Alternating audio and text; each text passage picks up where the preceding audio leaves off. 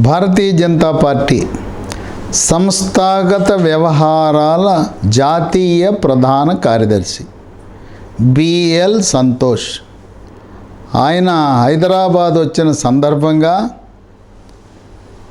రెండు వ్యాఖ్యలు కలకలం పుట్టించే వ్యాఖ్యలు చేశాడు.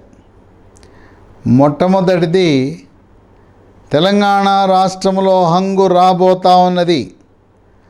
హంగు వస్తే అంటే ఎవరికి స్పష్టమైన మెజారిటీ 60 సీట్లు రావు. ఆ 60 సీట్లు రాని అనిశ్చిత పరిస్థితుల్లో హంగ్ అసెంబ్లీ ఏర్పడినప్పుడు భారతీయ జనతా పార్టీ చక్రం తిప్పబోతా ఉన్నది, క్రియాశీలక పాత్ర పోషించబోతా ఉంది అని ఆయన చెప్పాడు. ఇక రెండోది, ఈ మాజీ ఎంపీలు కొంతమంది సమావేశం పెట్టుకుని వాళ్ళ చర్చ ఏంటంటే, మనం ఎంపీలుగా వెళ్దాం అనుకుంటే మనల్ని అసెంబ్లీకి వెళ్ళమంటున్నారు. మనం హాయిగా ఏప్రిల్ మేలో ఉండే లోక్సభకు పోటీ చేద్దామని మనం భారతీయ జనతా పార్టీకి వచ్చి దీంట్లో చేరితే మనల్ని మన లోక్సభ పరిధిలో ఉండే ఒక అసెంబ్లీ ఎంపిక చేసుకుని అసెంబ్లీలో పోటీ చేయమంటున్నారు.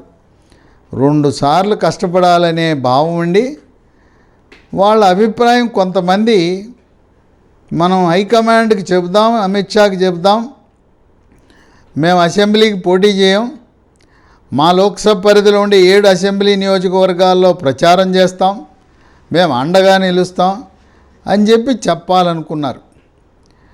చివరికి భారతీయ జనతా పార్టీ అంటే క్రమశిక్షణ కలిగిన పార్టీ, మనం చెప్పటం వరకు వింటారు. విన్న తర్వాత అమిత్ షా ఒకసారి నిర్ణయం తీసుకున్న తర్వాత ప్రతి ఒక్క సిట్టింగ్ లోక్సభ సభ్యుడు, సిట్టింగ్ రాజ్యసభ సభ్యుడు, మాజీ ఎంపీలు, మాజీ మంత్రులు, మాజీ ఎమ్మెల్యేలు అందరూ కూడా పోటీ చేయాల్సిందే, అసెంబ్లీ కంటే చేయాల్సిందే. మనం ఆ పార్టీలో ఉన్నప్పుడు వాళ్ళ క్రమశిక్షణ పాటించవలసిందే, పార్టీ సిద్ధాంతాన్ని మనం అంగీకరించవలసిందే అని చెప్పి ఆ సమావేశాల్లో వినాయక చవితి రోజున ప్రారంభించిన సమావేశాలు క్రమంగా మొదటి రోజు 10 మంది, తదుపరి 4, 2 పూర్తిగా ఆ సమావేశాలు బంద్ అయిపోయినాయి. ఈ సమావేశాలు జరిగిన సమయంలో సోషల్ మీడియా, ఎలక్ట్రానిక్ మీడియా, పత్రికలు పండగ చేసుకున్నాయి. అదిగో లోక్సభ సభ్యులు, మాజీ లోక్సభ సభ్యులు, మాజీ రాజ్యసభ సభ్యులు వివేక్ వెంకటస్వామి ఇంట్లో సమావేశమయ్యారంట, రేపో మాపో వెళ్ళిపోతారంట, అదిగో వాళ్ళు కాంగ్రెస్లో పోతారంట. అంటే అబ్బా కాంగ్రెస్లోకి వస్తారంటే కాంగ్రెస్ అగ్రశ్రేణి నాయకులు వాళ్ళు ఆసక్తిగా ఎదురు చూడటం ప్రారంభించారు, ఎప్పుడు వస్తారని.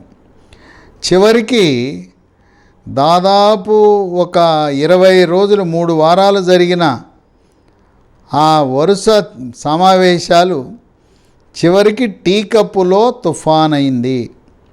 ప్రధానమంత్రి మోదీ మహబూబ్ నగర్ వచ్చి ఎప్పుడైతే సమ్మక్క సారక్క కేంద్రీయ గిరిజన విశ్వవిద్యాలయం 900 కోట్లతో ప్రకటించి దాంతోపాటు నిజామాబాద్లో జాతీయ పసుపు బోర్డు ఏర్పాటు ప్రకటించాడో దాంతో మాజీ ఎంపీలందరూ చల్లబడ్డారు.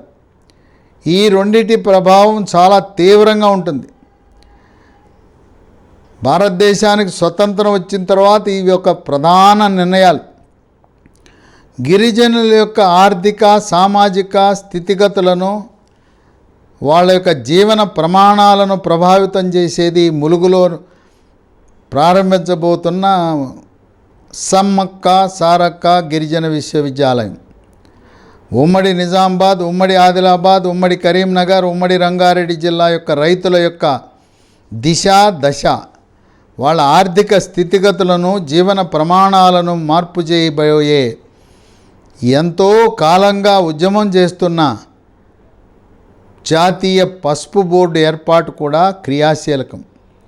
కొంతమంది రైతులు గత 15 సంవత్సరాలుగా చెప్పులు వేసుకోకుండా జాతీయ పసుపు బోర్డు ఏర్పాటు చేసిన తర్వాతే మేము చెప్పులు ధరిస్తామని చెప్పి ప్రధానమంత్రి మోదీ ప్రకటన చేసిన తర్వాత భారతీయ జనతా పార్టీ నాయకుల ద్వారా చెప్పులు పొంది చెప్పులు వేసుకోవటం ప్రారంభించారు.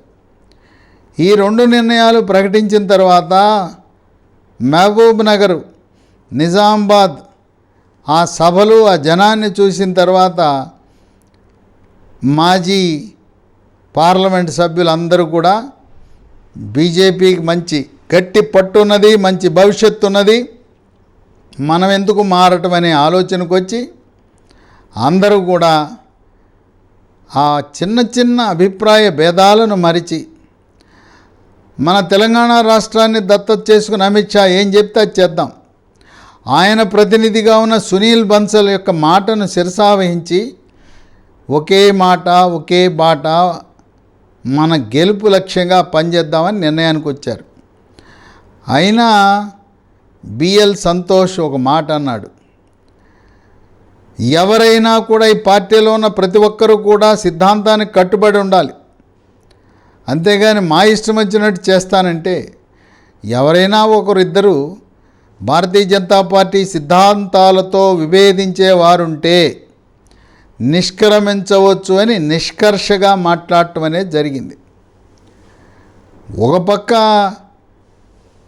బీజేపీ గెలుస్తుందని, కాంగ్రెస్ గెలుస్తుందని, బీఆర్ఎస్ గెలుస్తుందని రకరకాల సర్వేలు, రకరకాల సోషల్ మీడియా ప్రచారం చేస్తే బిఎల్ సంతోష్ హంగ్ వస్తుందని బాంబు వేశాడు. ఈ హంగ్ వచ్చినప్పుడు మరి ఎలా దాన్ని భారతీయ జనతా పార్టీ అనుకూలంగా మలుచుకుంటుంది అని చెప్పి ఆసక్తికరమైన చర్చలు జరుగుతూ ఉన్నాయి. ఇప్పుడు 3వసారి బీఆర్ఎస్ పార్టీ అధికారంలోకి వస్తే కేటీఆరే ముఖ్యమంత్రి కాబోతున్నాడు. రాజకీయ పార్టీలు, రాజకీయ నాయకులు, ప్రజల్లో జరిగే చర్చ ఏంటంటే ఏ రాజకీయ పార్టీకి స్పష్టమైన మెజారిటీ రానప్పుడు బీఆర్ఎస్ పార్టీ, ఎంఐఎం రెండు కలిపి ఒక కూటమి అనుకోవచ్చు. వాళ్ళు కలిసి పోటీ చేస్తున్నాయి. ఓవైసీ కూడా బహిరంగంగా మనం ఎక్కడైతే ఎంఐఎం పార్టీ పోటీ చేయటం లేదో మిగతా నియోజకవర్గాల్లో ముస్లిం సోదరులు, ఎంఐఎం కార్యకర్తలు బీఆర్ఎస్ పార్టీకి ఓటేయమని బహిరంగంగానే వాళ్ళు ప్రచారం చేస్తున్నారు. అలాంటి సమయంలో చర్చ, విశ్లేషకులు, మేధావులు, రాజకీయ నాయకుల చర్చ ఏంటంటే హరీష్ రావుని రంగంలోకి తెస్తారు అనే ఆలోచన. హరీష్ రావుని రంగంలోకి తెచ్చి మహారాష్ట్రలో ఏ విధంగా ఏక్నాథ్ షిండేని శివసేన పార్టీ చీలిన తర్వాత కొంతమంది ఏమి ఊహించారంటే అక్కడ భారతీయ జనతా పార్టీ ముఖ్యమంత్రిని చేస్తారనుకున్నారు. ముఖ్యమంత్రిని చేయలే, అదే వ్యూహం. ఏక్నాథ్ షిండే మహారాష్ట్రలో పాత్రని హరీష్ రావుకి ఇస్తారని, హరీష్ రావుని ముఖ్యమంత్రి చేస్తారని, హరీష్ రావు ముఖ్యమంత్రి అయినప్పుడు ఉప ముఖ్యమంత్రిగా భారతీయ జనతా పార్టీ ఏదైతే మహారాష్ట్రలో జరిగిందో అదే జరగబోతూ ఉన్నది అని చెప్పి చర్చలు జరుగుతూ ఉన్నాయి. భారతీయ జనతా పార్టీ ప్రధాన లక్ష్యం శత్రువు కాంగ్రెస్. అట్లని చెప్పి భారతీయ జనతా పార్టీ బీఆర్ఎస్ పార్టీని కూడా వదిలే ప్రసక్తే లేదు. ఎన్నికల సమయంలో కానీ ఎన్నికల ముందు కానీ బీఆర్ఎస్ పార్టీతో ఎటువంటి అవగాహన పెట్టుకోదు. కానీ ఆయన చెప్పినట్టు హంగొస్తే ఇవన్నీ కూడా ఊహాగానాలే, ఇవి చర్చలు మాత్రమే. హరీష్ రావుని ముఖ్యమంత్రి చేసి తొలుత బీజేపీని ఉప ముఖ్యమంత్రి పదవి ఇచ్చి తదుపరి హరీష్ రావు బీఆర్ఎస్ వర్గము బీజేపీలో కలిపేసి బీజేపీ ముఖ్యమంత్రిగా హరీష్ రావు కొనసాగుతాడని ఇలాంటి ఊహాగానాలు కొంతమంది మేధావులు, విశ్లేషకులు చేస్తున్నారు. అయితే హరీష్ రావు పలుమార్లు ఒకే మాట చెప్పాడు, మా మామ కేసీఆర్ నాకు రాజకీయ జీవితాన్ని ప్రసాదించాడు. ఈ రోజున నేను ఈ స్థాయిలో ఉన్నానంటే, రాజకీయంలో రాణించానంటే మా మామ పుణ్యమే. కనుక మా మామ ఆదేశాలు, ఆజ్ఞలను శిరసావహిస్తా. నాకేది ముఖ్యమంత్రి కావాలనే ఆలోచన ఏమాత్రం లేదు. నాకు పదవి ఇచ్చినా ఇవ్వకపోయినా నేను నిరుద్యోగిగా ఉన్న నన్ను 2001లో ఆదరించి ఏమీ లేని వాడిని ఎమ్మెల్యేగా కూడా కానప్పుడు నన్ను మంత్రి పదవి ఇచ్చి తదుపరి సిద్దిపేట నియోజకవర్గాన్ని త్యాగం చేసి నాకు అప్పచెప్పి మామ గజ్వేల్కి వెళ్ళాడు. అటువంటి మామకు ఎన్ని జన్మలెత్తినా నేను రుణపడి ఉంటాను. నేను ఎన్ని అవమానాలకైనా సిద్ధమే. ఒకానొకప్పుడు కేటీఆర్ అవమానించినా, కవిత అవమానించినా, సంతోష్ అవమానించినా, పదవి ఇవ్వకపోయినా, మంత్రి పదవి ఇవ్వకపోయినా నేను అవమానాలను మామ కోసం భరిస్తాను. మామ గీచిన గీటు నాకు లక్ష్మణ రేఖ అని చెబుతున్న తరుణంలో మరి విశ్లేషకులు చెప్పిన విధంగా హరీష్ రావు సహకరించడు. ఆయనకి ముఖ్యమంత్రి పదవి ఇస్తానన్నా కేసీఆర్ వెళ్ళు హరీష్ అని చెప్తే వెళ్తాడు, లేదు హరీష్ వద్దు అంటే వెళ్ళడు. ఒకవేళ హంగొస్తే అప్పుడు పరిస్థితులను బట్టి మామ ఆజ్ఞిస్తే, మామ ఆదేశిస్తే హరీష్ రావు నువ్వు వెళ్ళు అని ఆయన ఆదేశాలు ఇస్తే తప్పనిచ్చి హరీష్ రావు ఎట్టి పరిస్థితుల్లో కూడా ఆయనకు పదవీ వ్యామోహం కానీ పదవీ కాంక్ష కానీ లేదు. నా స్థాయికి ఇప్పుడున్న మంత్రి పదవే ఎక్కువ. మామ పుణ్యం వల్ల నేను ఎదిగాను. అందువల్ల కేటీఆర్ ముఖ్యమంత్రి అవటానికి అతను భౌతికంగా, మానసికంగా, అన్ని రకాలుగా, రాజకీయంగా కూడా సిద్ధపడి ఉన్నాడు. ఒకవేళ కేటీఆర్ ముఖ్యమంత్రి అయినా ఆయన దగ్గర మంత్రిగా పనిచేయటానికి కూడా మానసికంగా, రాజకీయంగా సిద్ధపడి ఉన్నాడు. కనుక ఈ ఊహాగానాలు హంగ్ అసెంబ్లీ వస్తుంది, హంగ్ అసెంబ్లీ వస్తే బీఆర్ఎస్ పార్టీ చీలిపోతుంది, చీలిపోతే హరీష్ రావు వెళ్ళి బీజేపీతో కలుస్తాడనే ఊహాగానాలు అవి వాస్తవ రూపం దాల్చే అవకాశం లేదు. ఎందుకంటే రాముడి దగ్గర ఆంజనేయుడు ఎవరు అంటే హరీష్ రావు. అటువంటి మామభక్తి కలిగిన హరీష్ రావు పార్టీని చీల్చే కార్యక్రమం కానీ, ఎవరో భారతీయ జనతా పార్టీ వాళ్ళు పిలిచారు, నేనేదో అయిపోయి ముఖ్యమంత్రి అయిపోవాలని అటువంటి ఆశ, దురాశ హరీష్ రావుకు లేనే లేదు. అందువల్ల చక్రం తిప్పటం హంగొచ్చినప్పుడు ఏం జరగబోతుందంటే ఈ బేరసారాలకు సాధారణంగా లొంగిపోయేది ఎవరంటే కాంగ్రెస్ పార్టీ వాళ్ళు. ఏ రాష్ట్రంలో అయినా చూడండి, సులభంగా కొనుక్కోగలిగింది అమ్ముడు పోయేది ఎవరంటే కాంగ్రెస్ పార్టీ అని చెప్తూ ఉంటారు. ఇప్పుడు ప్రస్తుతం ఉన్న సిద్ధరామయ్య కర్ణాటక ముఖ్యమంత్రి, ఆయన అనుచరులుగా ఉండే 17 మంది కాంగ్రెస్ ఎమ్మెల్యేలు భారతీయ జనతా పార్టీలో చేరటం వల్ల అప్పుడు సంకీర్ణ ప్రభుత్వం పతనమై భారతీయ జనతా పార్టీ అధికారంలోకి వచ్చింది. మధ్యప్రదేశ్లో చూడండి, మధ్యప్రదేశ్లో కూడా జ్యోతిరాదిత్య సింధియా ఆయన సొంత పార్టీ, ఆ పార్టీ కొంతమంది అనుచరులతో పార్టీ మారటం వల్ల అక్కడ ప్రభుత్వం పతనమై భారతీయ జనతా పార్టీ గద్దెనెక్కింది. తెలంగాణ రాష్ట్రంలో కూడా 2018లో ప్రజలు 19 మంది కాంగ్రెస్ ఎమ్మెల్యేలను గెలిపిస్తే సంతలా పశువుల్లా 12 మంది అమ్ముడుపోయారని చెప్పి ప్రజలు, కాంగ్రెస్ కార్యకర్తలు, శ్రేణులు వాపోతున్నారు. హరీష్ రావు కూడా అమ్ముడుపోయే పార్టీ ఎమ్మెల్యేలు ఎవరంటే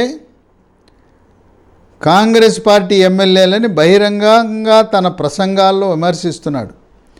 కనుక తెలంగాణ రాష్ట్రాన్ని ఏర్పాటు చేసింది సోనియమ్మ అని చెప్పినప్పుడు కాంగ్రెస్ పార్టీకి వచ్చింది 2014లో 21 సీట్లు.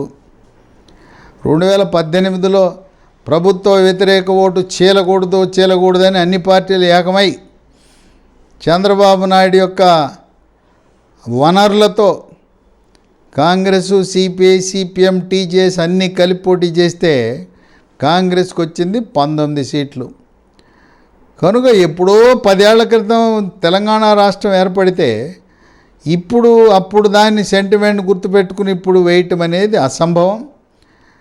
తెలంగాణ ఓటర్లకు ఒకటే అనుమానం, నేను కాంగ్రెస్ పార్టీకి హస్తం గుర్తుకు ఓటేస్తే మా ఎమ్మెల్యే ఈ పార్టీలో కొనసాగుతాడనే నమ్మకం గ్యారెంటీ ఉన్నదా?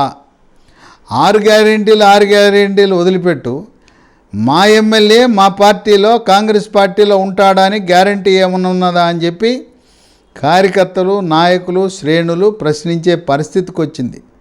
అందువల్ల హంగ్ అసెంబ్లీ వస్తే దేనికైనా సిద్ధం అంటే కాంగ్రెస్ ఎమ్మెల్యేలు అని చెప్పి విశ్లేషకులు, మేధావులు, రాజకీయ వర్గాలు భావిస్తున్నారు. భారతీయ జనతా పార్టీ ఒక్కరు కూడా అధికారం ఉన్నా అధికారం రాకపోయినా, ప్రభుత్వం ఏర్పడినా ఏర్పడకపోయినా పార్టీ మారరు.